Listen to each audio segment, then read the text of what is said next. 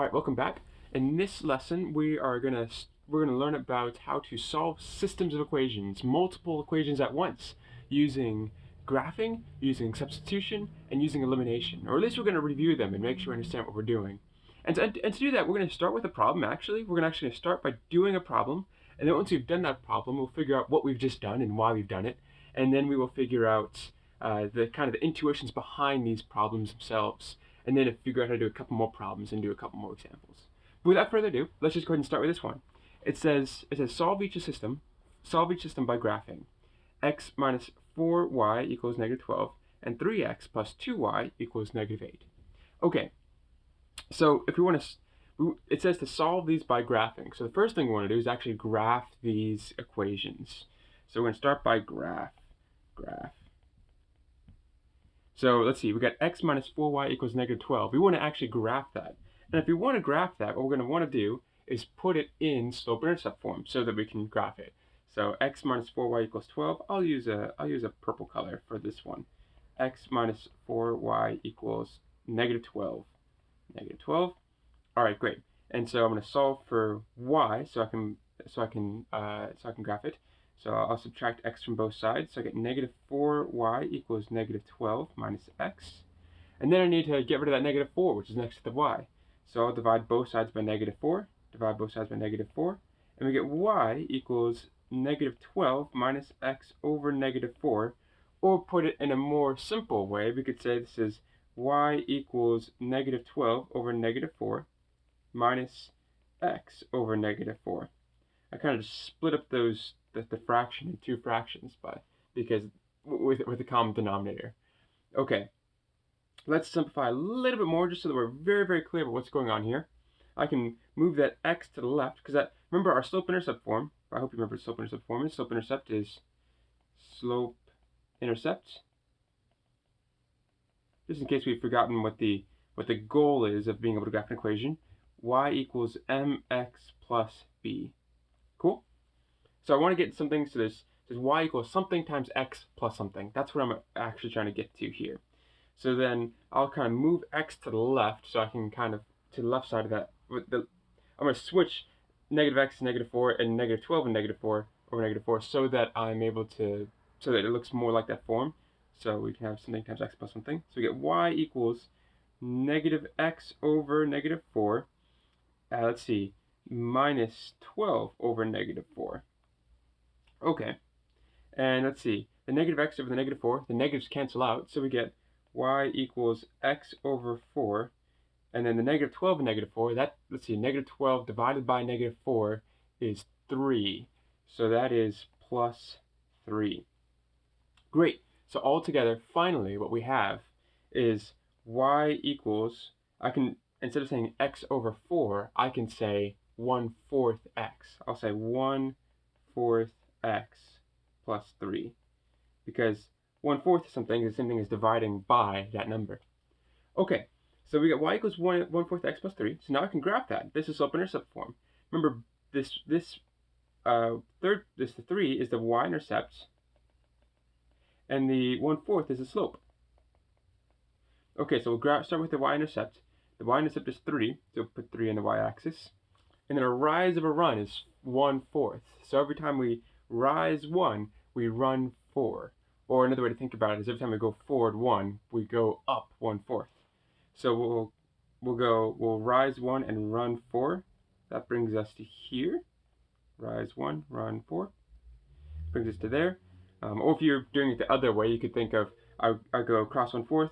Go across 1, up 1/4. Across 1, up 1/4. Across 1, up 1/4. Across 1, up 1/4. And either way, we still get this line up here. This line right here. So I connect the dots, and we get this neat line. There we go. And I want to make sure I put those arrows there. Arrows are important. They just kind of signify what's going on here. All right, let me start making rid of some extra junk over there. There we go. Cool. So this is the first line. Now I'm going to graph that second line. 3x plus 2y equals negative 8. Let's go ahead and do that with orange. So 3x plus 2y equals negative 8. And I want to put this in that slope-intercept form as well. So I'll take the 3x to the other side, so we'll get 2y equals negative 8 minus 3x. And then we're going to divide both sides by 2, just like before. So we divide both sides by 2. So we get y equals negative 8 over 2 minus 3x over 2. Let's see. I just split that up there. So then we've got, let's see. So negative 8 over, or I'm going to put the negative 3x over to the left again. So y equals negative 3x over 2, and then minus 8 over 2. So 8 over 2, not 8 over 4. I don't know where that number came from. And then, let's see. And then we split it up, so y equals negative 3 halves x. And then, let's see, 8 divided by 2 is 4, so minus 4. Okay. It looks like I've done that. Have I done that right? I believe that's all correct. Yes. Okay, let's move back over here. So our y-intercept is negative 4. Put it out at negative 4. And then our rise and run is negative 3 halves. So that means we rise a negative 3 and run 2. So if we were to extend this graph a little bit, we would have, let's see, 6, 7, negative 6, negative 7. We would rise a negative 3, 1, 2, 3, and run 2, which brings us right over here. Okay. Now, it's often not advisable to extend a graph. So if you want to think about it, you can go in the other direction as well. We can rise a positive 3 and run a negative 2. We can kind of go do the opposite of everything we just did. I'll rise a positive 3 and run a negative 2. So I went up instead of going down 3, I went up 3. Instead of going to the right 2, I went to the left 2. That would also work. Any which way you choose. This creates this little line over here. And so we're going to go ahead and let these lines, we're going to finish up that line here, draw our arrows, and look, so if we're trying to solve these equations by graphing, what we're going to do is find the point that it intersects in. And you'll notice that the point where they both intersect is right here, right at this point, negative 4, negative 4, 2. And that's so that will be our answer then. Our answer to all of this is negative 4, 2.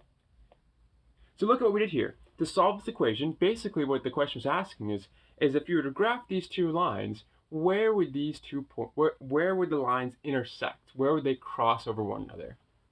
That's essentially what solving systems equations is. You want to figure out where they both get to the same answer, where one set of numbers will work for both equations.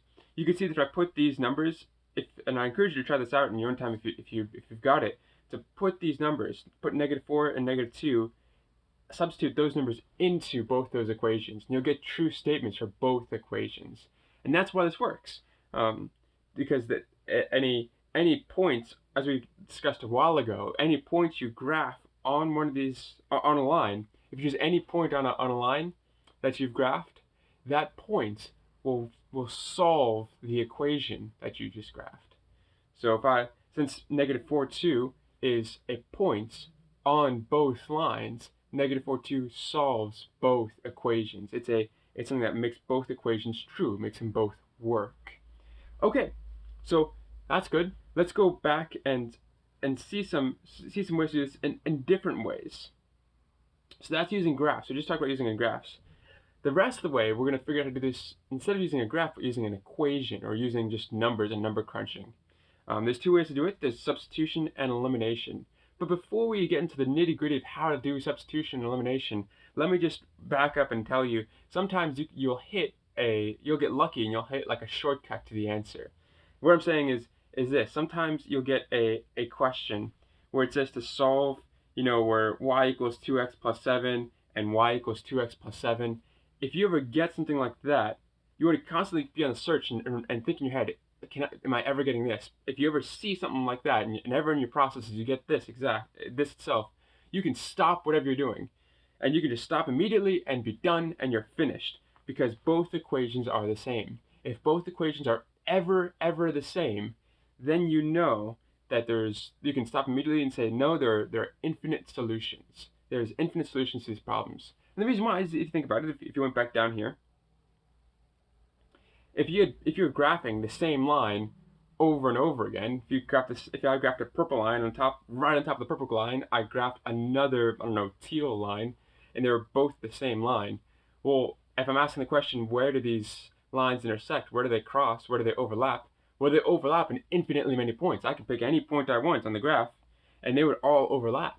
So this idea is if you ever get the same equations, then you have infinitely many solutions. Similarly, if you get to but before we get to the second, but similarly, I want to make sure I don't go too fast. If you don't realize this, you don't see this beforehand, you'll eventually start, as you work these problems, you'll get something strange. You get something like 1 equals 1, or 7 equals 7, or 4 equals 4. That's another indicator that you have infinitely many solutions. The other interesting thing, another little shortcut you can find to get to the answer quickly, is if you get two of the same slope, where you get like 3x minus 4 and 3x minus 2 as your equations. If you ever get like slope-intercept form or something like that, and you realize they have the same slope, or you work even further and you get something that's not true, like 0 equals 3, or 5 equals 7, or 2 equals 12, something like that, then you can immediately stop and realize and know that you're done. First off, you're done, and secondly, there is no solution. They have the same slope, so there's no way they have a solution. And the way to think about that graphically is think about this. If I was to graph two lines, have I hit oh my goodness, what have I done? What have I done? There's, I think my iPad froze. There we go. Sorry about that. If I go back to the graph more carefully, there we go, and I graphed two lines. Let's say I had the purple line and I graphed a teal line that was the exact same slope. It was, say, that -1/4. Let's say it went something like that. You ask the question, when will these two lines cross? Well, they will never cross. The purple line and the blue line will never ever cross. They will never intersect. There's no point where they touch each other, so there's no solution. So if they have the same slope like that, or you'll eventually find there's just no solution. There's no way to solve it. And that'll eventually come up again. If you don't realize immediately, eventually you'll get something strange like 2 equals 5, and you'll realize, okay, that's not something that's not true. So either I did something wrong, or there's just no solution.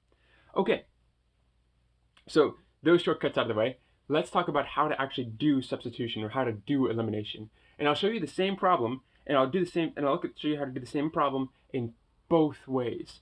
Let's first look at the problem itself is 2x plus y equals 7 for the first equation, and y equals 4x plus 3. I'm going to show you how to solve that through substitution and elimination.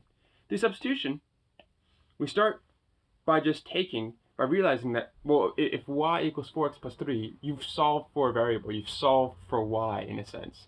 And if you know what y is, you know that y equals 4x plus 3.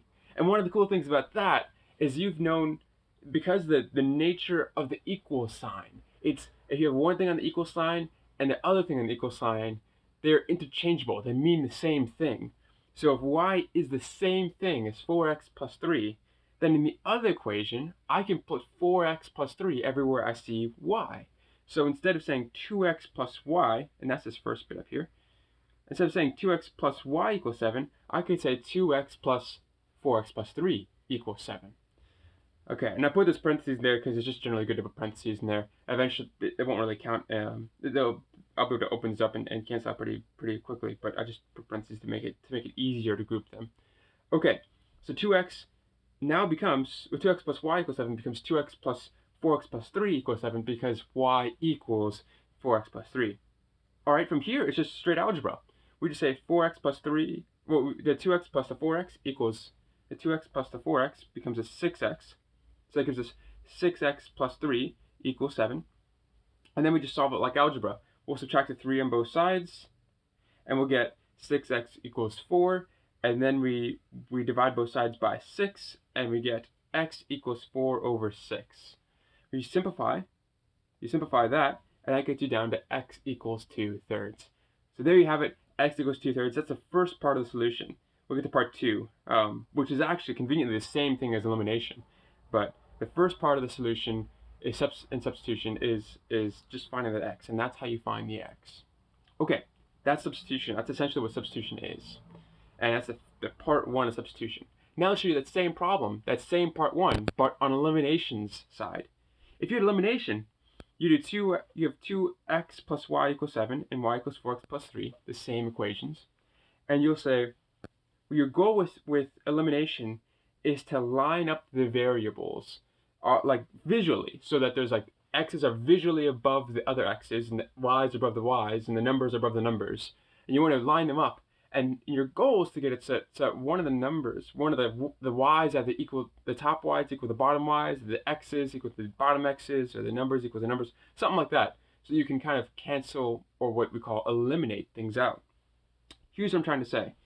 In this first step, what I did here on this first step is I reworked the green equation. I rewrote the green equation. I subtracted 4x from both sides so that the x's would be lined up, the y's would be lined up, and the 7's would be lined up. Again, all I did is I subtracted 4x from both sides.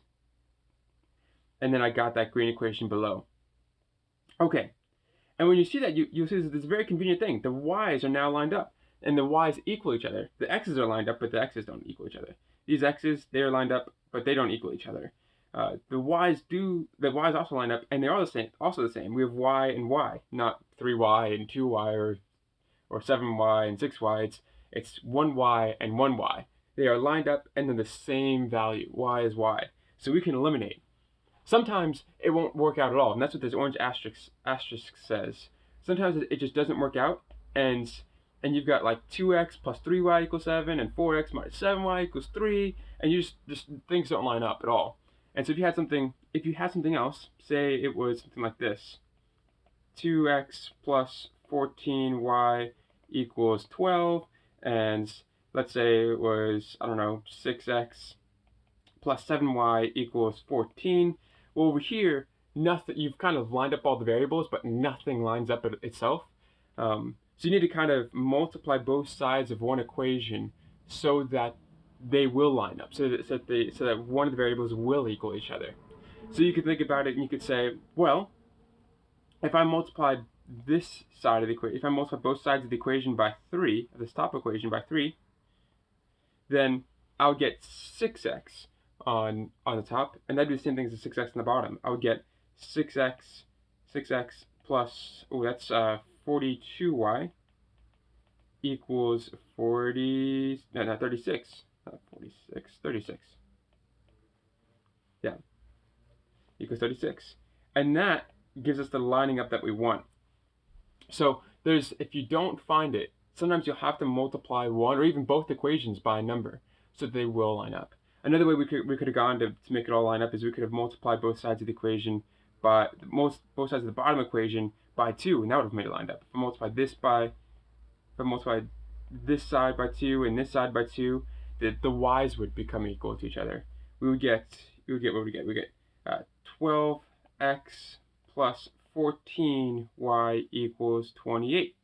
And you'll see here that the y's equal each other. And so that's another way we can go. We just got to multiply both sides of the equation by some number so that the variables line up. So if they don't line up, that's what you got to do. That's a little asterisk there. Anyway, back to the equation. We have things that line up. Now that they equal each other, they equal the same number, and they equal the same number exactly. It's like plus 1y or plus 1y. We can actually just subtract both sides. We can subtract the top equation from the bottom equation. We can take everything on top and subtract the bottom.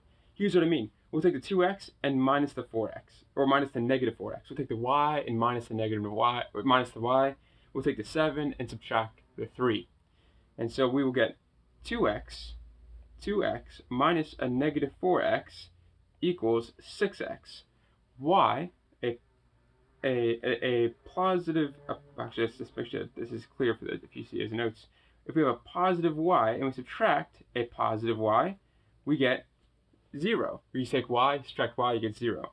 If you got 7 minus 3, that gets you 4. Okay, so we're left with 6x plus 0 equals 4. The 0 is just nothing, so we can get rid of it.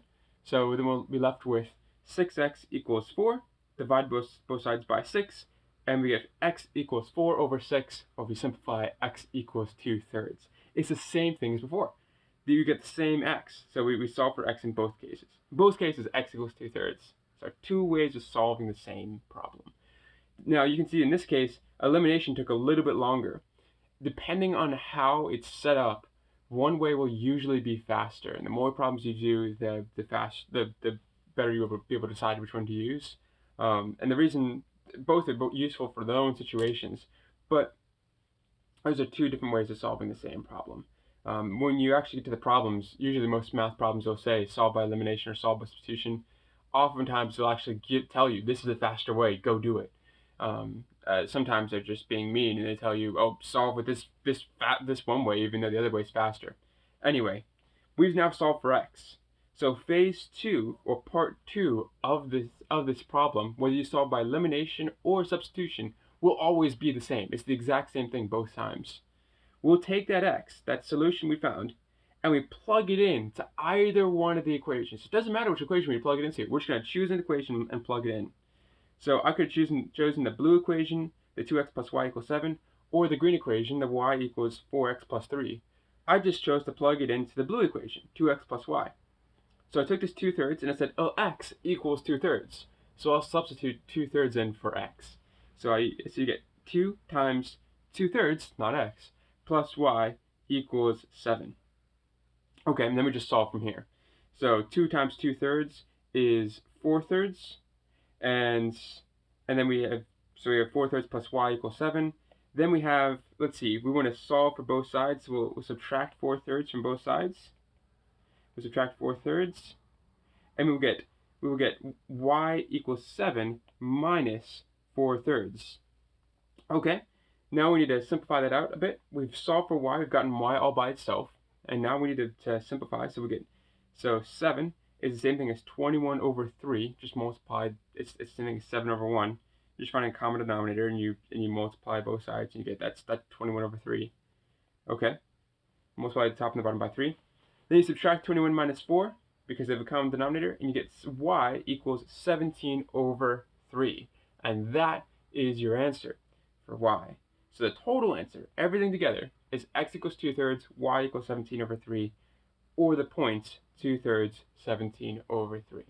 Okay, a lot going on there. Let's try some extra problems. If you feel good with that, just feel free to go on and go wild with these problems here. If you'd like some more direct, thorough assistance, let me walk you through these problems with you. Okay, let's look at an elimination problem. This one specifically says solve this by elimination. So let's try to solve it by elimination. We get 6y minus 30 equals negative 4x, and negative 30 minus 4x, or it's negative 30 equals negative 4x plus 6y. Okay, let's kind of get all the numbers lined up so that we can kind of do some sort of subtraction or elimination here. Let's see, we've got a y over here, we've got a number, and we've got an x.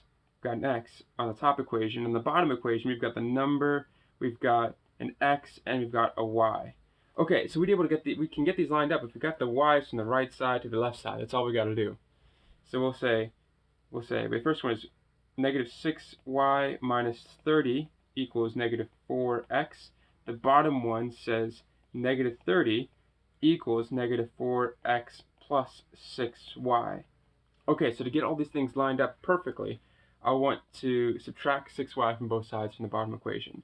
So subtract 6y, I'll subtract 6y, and I'll be left with the same thing at the top, negative 6y minus 30 equals negative 4x, and on the bottom, I will have negative 6y minus 30, and then, let's see, there's a minus 4x, and then the negative 6y and the positive 6y, those cancel out, so those are gone. Oh, wait, hold on.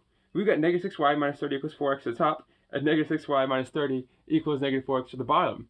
So these are the same equation. They're the same exact thing. They equal each other perfectly. And so we can just stop right here, just finish, and just say there's infinite solutions, an infinite number of solutions.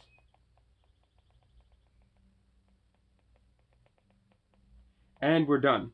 So we just hit a shortcut, we found those infinite solutions, and we're done. Great. We can just move on to the next problem then. Okay, the next one, solve by elimination. We've got 0 equals 2x minus 5y minus 2, and then negative 7 equals minus 5y minus 7x. Somehow I have a feeling this won't be as easy. Let's look at it. So the top problem, the top equation has a number, it has an x, it has a y, it has a number. And in the bottom equation, we have a number, we have a y, we have an x, and we have no number. Okay, so let's kind of rework these a little bit. So let's see, in order to get them all situated, let's see, we need to get that, we've got the x's and y's on the right side of the equation, so we're kind of good there. We're doing it all right there. We've got just numbers on the left side of the equation, so we're all right there.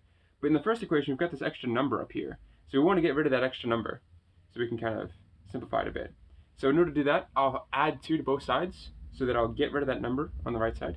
So we'll do plus 2, plus 2, plus 2, and we'll get 2 equals 2x minus 5y on the top, and on the bottom we'll get negative 7 equals negative 9y minus 7x.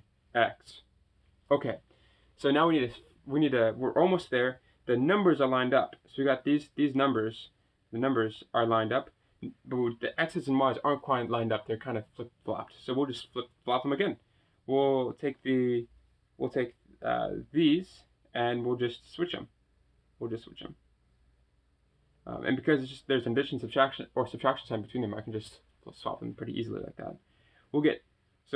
In total we get 2 equals 2x minus 5y in the top, and we get negative 7 equals negative 7x minus 9y. Great. Alright, so then now everything's lined up, but we don't have anything common, unfortunately. So we got to multiply the top or the bottom, or maybe even both, by a number, so we will have things that line up. Let's see that 2x does not equal negative 7x. The negative 5y does not equal the negative 9y. They don't equal each other. So we got to find some way some number we can multiply them both by to make them equal. Well, how about we do this x? If we multiply, let's see, if we just look at the x's, said 2x and the negative 7x. If I was to multiply the 2x by negative 7 times negative 7, I was to multiply the negative 7x times a 2, I would get the same number.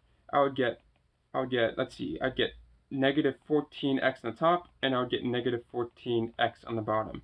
So let's do that. Let's multiply the top and the bottom we'll multiply the tops by negative 7 and the bottom by 2. So this will be multiplied by negative 7 multiplied by negative 7, and this will be multiplied by 2, and this multiplied by 2. Okay, we work it out, and we will get negative 14 equals 2, let's see, negative 7 times 2x would be negative 14x, and then minus 5y times negative 7 would be, that's a negative times a negative, this would be plus 35y. Remember, that's a negative times a negative creates a positive. Okay, so plus 35y. Great, and then we do the same thing at the bottom. We'll do 7 times negative 2, that's negative 14, and we get, let's see, we get negative 7x times 2 would be negative 14x. And then negative 9y times 2 would be negative 18y. Negative 18y. Okay, great. We are getting some good progress here. Now we're at the stage where we can just, because these 14x's equal each other, negative 14x equals negative 14x, we can now subtract. So we will get negative 14 minus negative 14. I have a debt of 14, and I just lost a debt of 14. So I have 0. I got no debts. So this is 0 equals, let's see, negative 14x minus negative 14x. That's the same thing. Negative 14 minus negative 14, that's also 0. And then negative 35y minus a negative 18x. So that'd be 35 minus negative 18, which gives us, that's a negative, again, makes it positive. So that makes, let's see, it'd be 53, it'd be 53y plus 53y. Great. Yes, 53y. And so now we're left with something pretty simple. 0 equals, let's see, 0 plus 53y, that's just 53y. 53y I can divide both sides by 53 to solve for y. 0, 53, 53. These cancel out, so we get 0 over 53 equals y. Well, 0 over anything. Let's see, the head's above water, so it's alive. It's still a 0. They have 0 pieces to divide among 53. 0 pieces of pizza to divide among 53 people. Everyone's getting nothing. So this is 0 equals y. Great. So that's the first part of my answer. 0 equals y. Now I can plug that in to the equation, to the original equation, or either one of these equations, and figure out what x is. Okay, so this is, I'll just choose the second equation because why not? So our initial second equation is negative 7 equals negative 9y minus 7x. And so our y is 0, so we'll plug in 0 for y. So this negative 7 equals negative 9 times 0 minus 7x. Okay, negative 9 times 0, that's just 0, because anything times 0 is 0. So we're left with negative 7 equals negative 7x. Okay, great. Divide both sides by negative 7. We get negative 7 divided by negative 7.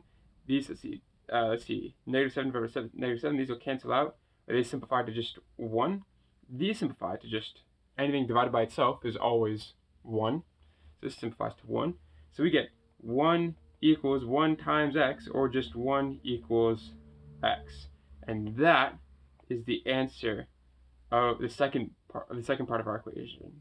So our full answer then, we got 1 for x and 0 for y. So our full answer is 1, 0. And that is our answer. Great. Okay, now let's do this last problem, solving by substitution. We've got negative 5x plus 3y equals 1, and y equals 5x minus 3.